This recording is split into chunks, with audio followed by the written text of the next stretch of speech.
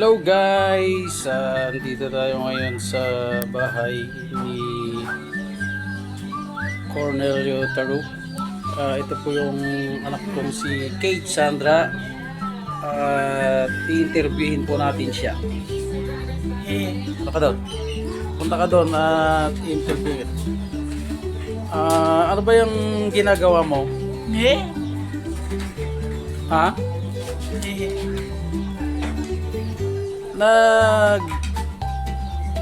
Hihimay ka ba ng malunggay?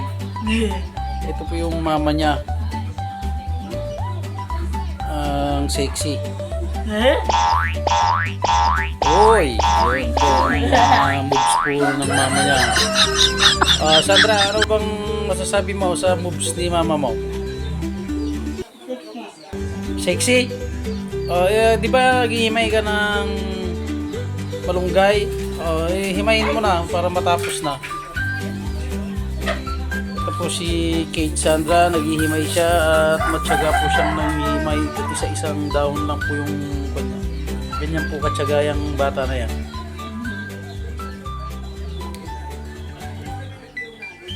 Buti matyaga kang hihimay ng malunggay.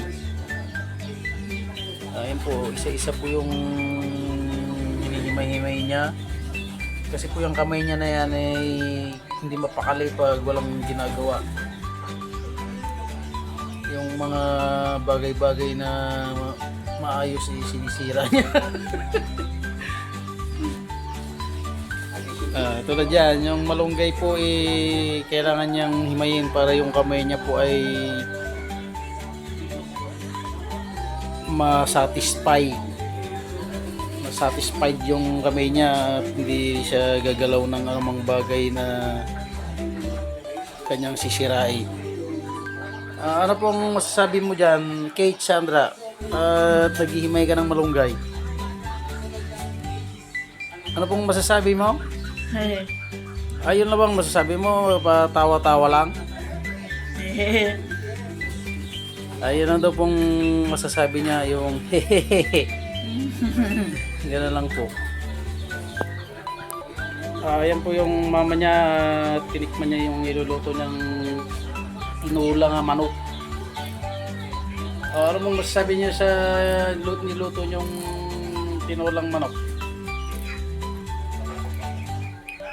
Nag-imas si George. Ano pa daw masasabi niya na imas si George? Nagpigsati, amats na po, apaw.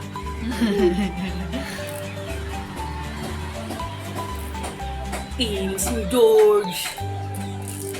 Ayan po yung mga salita niya, mga salitang kanto. Imas si George. Paulit-ulit titiplakin ko na kaya.